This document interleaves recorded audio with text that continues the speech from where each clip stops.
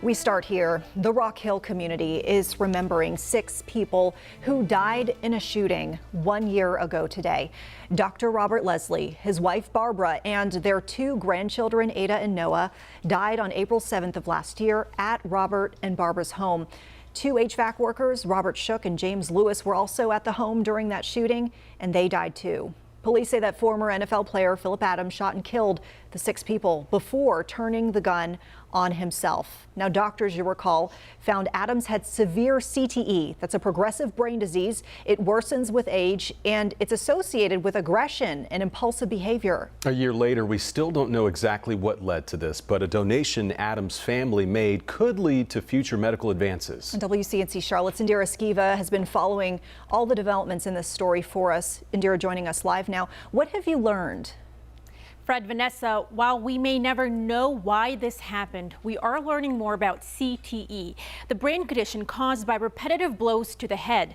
Doctors tell me Adams had a severe case of it. His death is providing some answers. There's just no question that the study of Phillip Adams' brain and then talking to his relatives and friends about what he was like during life was enormously helpful to our research.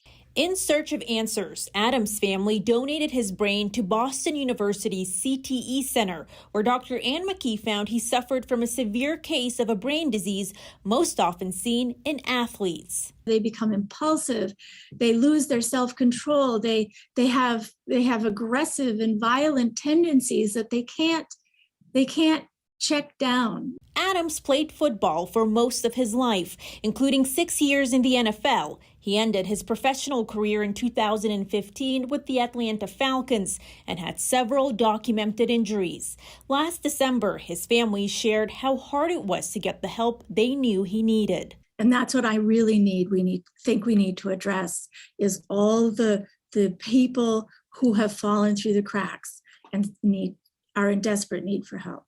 Dr. McKee believes repetitive blows to the head, even low impact, caused Adams to develop the brain disease. Unfortunately, right now, CTE can only be diagnosed after death. It just underscores how important it is for us to recognize this disease during life and try to get these guys help.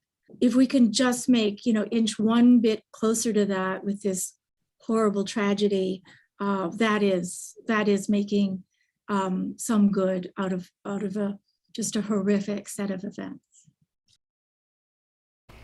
Dr. McKee says they are closer than ever before in detecting CTE in the living, but they're not there yet. Coming up at 6, we continue our coverage on the anniversary of this tragedy by speaking to the father of one of the victims. Fred, Vanessa? So much to learn. Yeah. Thank you, Indira. Just devastating story, too. And we should mention this, the family of 4 of the victims shared their thoughts with us this week, and you can read their reflections on this 1-year mark on our website, WCNC.com.